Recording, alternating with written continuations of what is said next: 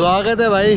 आ गया वापस, 2 घंटे आराम कर लिया एक जगह यहीं बैठ के। ये सामने बड़ा हनुमान मंदिर है और इसी के सामने अब आ गया डिजिटल महाकुंभ एक्सपीरियंस लेने के लिए। 50 रुपये का टिकट है और इसकी टाइमिंग दिखाऊं, सामने लिख रही 6 से 10 के बीच की है और इनका लंच टाइम है 2:45 से 3 बजे के बीच में। ये 2 टिकट ले लिए 50-50 की।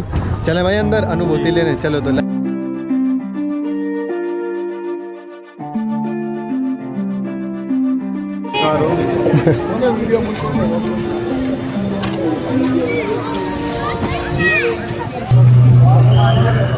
ले भाई, समुद्र मंथन हो गया क्या? ये समुद्र मंथन का डिपिक्ट किया हुआ है।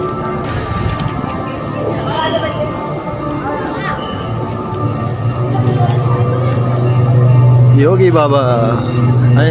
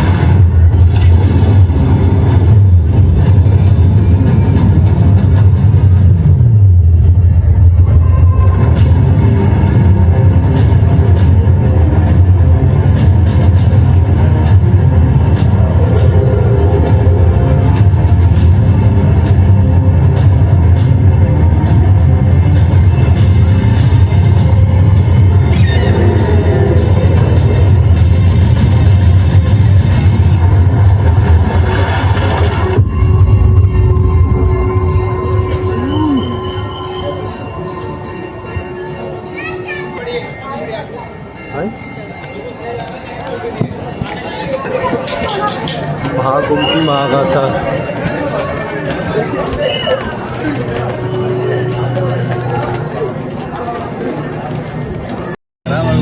सृष्टि के प्रादुर्भाव के साथ ही प्रकाश अंधकार, सत्य असत्य और धर्म अधर्म का शाश्वत संघर्ष भी आरंभ हो गया। ये कथा भी ऐसे ही एक संघर्ष की थी जिसने एक मूल धर्म परंपरा को जन्म दिया। एक दिवस पृथ्वी पर विचरण करते समय महर्षि दुर्वासा को एक दिव्य पुष्प माला प्राप्त हुई। सुवासित माला को देव योग्य जान वे उसे स्वर्गाधिपति इंद्र के पास ले गए। हे सरपति, ये दुर्लभ माला मैं आपको भेंट करता हूँ। इसे मेरा आशीर्वाद समझकर सहेज कर रखें। परंतु इंद्र महर्षि के आशीष का मान न कर सके और अहंकार के प्रमाद में उन्होंने वो माला ऐरावत के मस्तक पर रख दी। पुष्प गंध से असहज ऐरावत ने माला धरती पर फेंक दी। दम्भी इंद्र, ऐसा घोर अपमान, जिस धन ऐश्वर्य पर तुम इतना इतराते हो, मैं वही तुमसे छीन लूंगा। मैं इसी क्षण तुम्हें और तुम्हारे लोग को श्रीहीन होने का श्राप देता हूँ। ऋषि श्राप के प्रभाव से देवताओं का वैभव छिन गया। तीनों लोगों में हाहाकार मच गया। देवों की शक्ति क्षीण होते ही दानवों ने देवलोक पर आक्रमण कर दिया। घोर देव असुर संग्राम के पश्चात स्वर्गलोक दानवों के अधीन हो गया।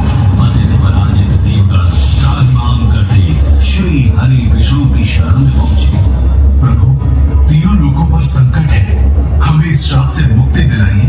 देवराज, इस संकट का समाधान सागर मंथन है, परंतु मंथन तभी सफल होगा जब देवता और दानव मिलकर प्रयास करेंगे। ये कैसे संभव होगा नाथ?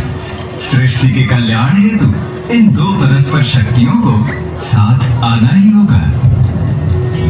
हरि आज्ञा से मंथन आरंभ किया गया। मंदराचल पर्वत को मढ़ाने और नाग वासुकी को नीति बनाकर दानव और देव समुद्र को मथने लगे। मंथन आरंभ होने के कुछ समय बाद ही हर ओर अंधकार छा गया। भीषण ताप से सब झुलसने लगा। हे ईश्वर, ये कैसी विपदा है? ये हलाहल विष था जिसकी भयंकर गंध और ज्वाला से सब नष्ट होने लगा। और तब जीवों की करुण पुकार सुन पशुपति महादेव प्रकट हुए।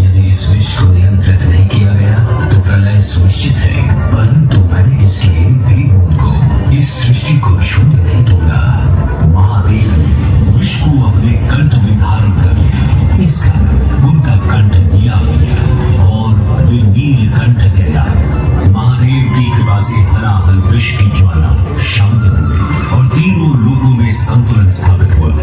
मंथन पुनः आरंभ हुआ और एक के बाद एक अमूल्य निधियां प्राप्त होने लगी। अंततः अमृत घट लिए धन्वंतरी प्रकट हुए। अधीर हो इंद्र ने धन्वंतरी से कुंभ छीन लिया, परंतु दानव ये कैसे होने देते? देवों और दानवों में अमृत पाने के लिए छीना झपटी शुरू हो गई। इस तरह का अंत करने के लिए श्री हरि को मोहनी रूप ले अवतरित होना पड़ा और उन्होंने बड़ी चतुराई से सारा अमृत देवताओं को पिला उन्हें अमर कर दिया। समर्थ हो देवों ने स्वर्ग पर धर्म का राज पुनः स्थापित किया। परंतु इस सारे प्रकरण में एक विशेष बात और हुई। छीना झपटी में अमृत की चार बूंदें स्वर्गलोक, पाताललोक और पृथ्वी पर आ गई। पृथ्वी पर ये बूंदें प्रयाग, हरिद्वार, उज्जैन और नासिक में गिरी। अमृत से पवित्र हुई धरा तीर्थ बन गई। यही कारण है कि इन स्थानों पर हर 12 वर्षों में कुंभ मेले का आयोजन होता है। समय की अनंत धारा में ये परंपरा अनादिकाल से चली आ रही है।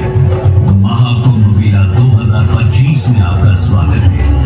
आइए इस अद्वितीय आध्यात्मिक अनुभव का भाग बने। खोया खोया सा चांद प्रयागराज।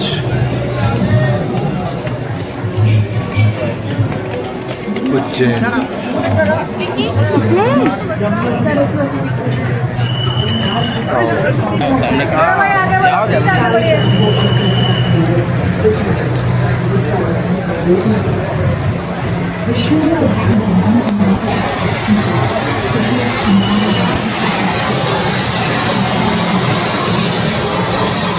ये यहाँ मैथ्स के बारे में भी लिख रखा, कैसे बाथिंग रिचुअल्स हैं, कल्पवास, मेडिटेशन, चैरिटी, दान कैसे करना है, ये तो आप लोग पढ़ सकते हैं यहाँ पे सारी चीज़ें, ठीक है। और ये last but not the least, वाह, ये देखिए बोटिंग एक्सपीरियंस ऐसा लगेगा आप बोटिंग ही कर रहे हो प्रयागराज में। देखो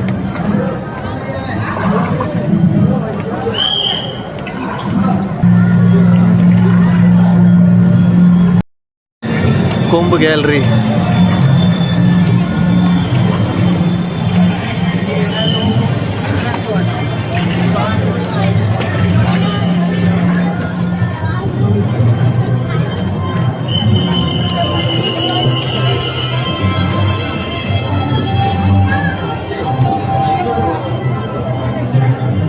दिव्य संगम, ओ हो। नासिक कुंभ गोदावरी तट पे, उज्जैन का शिप्रा तट पे, प्रयागराज का संगम तट पे और हरिद्वार का गंगा तट पे। देख रहे ये चक्र वगैरह बता रखे, मेरी समझ से बाहर स्वयं आकाश गंगा के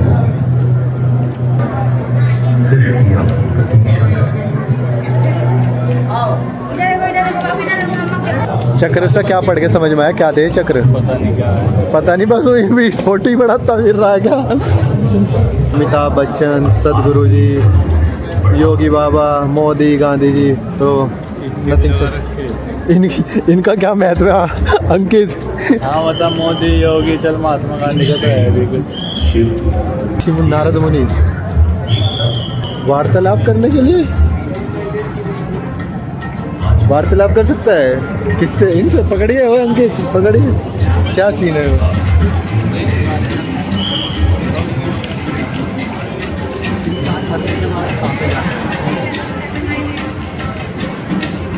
नारायण नारायण। ये प्रश्न जीवन के गहरे रहस्यों में से एक है। हमारे शास्त्रों में इस विषय पर विभिन्न दृष्टिकोण प्रस्तुत किए गए हैं। अधिकांश हिंदू मान्यताओं के अनुसार जब शरीर का अंत होता है तो आत्मा शरीर को छोड़कर एक नई यात्रा पर निकलती है। आत्मा का अगला गंतव्य उसके कर्मों और धर्म के अनुसार निर्धारित होता है। यदि आत्मा ने अच्छे कर्म किए हैं तो उसे उच्च लोकों में स्थान मिलता है, जबकि बुरे कर्मों के कारण उसे पुनर्जन्म के चक्र में वापस आना पड़ सकता है। ये भी कहा जाता है कि मोक्ष की प्राप्ति के बाद आत्मा परमात्मा में विलीन हो जाती है और जन्म मृत्यु के चक्र से मुक्त हो जाती है। यह विषय बहुत ही गहन और व्यक्तिगत है और हर व्यक्ति की अपनी अपनी धारणाएं हो सकती है। इसमें बेसिकली मैंने ये पूछा था आत्मा का क्या होता है, मरने के बाद कहाँ जाती है, तो भाई उसने लिटरली आंसर दिया। उसे कैसा पता मैं यही क्वेश्चन पूछूंगा, कोई भी आध्यात्मिक क्वेश्चन पूछ लो उसका आंसर कर रहे हैं नारद मुनि जी। अमेजिंग। आओ और आगे दिखाता हूँ।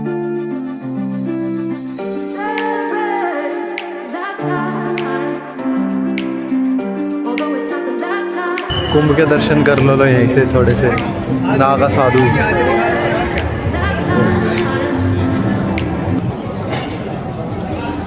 मेरा नहीं लगाया ना नाते को। क्या नहीं करा, मेरा लगा देते हैं नाते को। नागा साधु बनना पड़ा है, नंगा होकर नाना था। होगा ना, मैं नंगे नहीं होगा ना आया। अच्छा वहाँ से वहाँ लग तो रहे तेरा, पर डिजिटल है पूरा का पूरा, चेंज हो रहा था फोटो। क्या पता कल को आ जा तेरा। मैं कौन सा जीन्स पहन के ना आया, मैं भी तो नहीं ना आया। बस यार अच्छा था, सुंदर, मस्ट विजिट, आना चाहिए, जरूर आना चाहिए। 50 रुपये में कोई ऐसी बड़ी बात नहीं।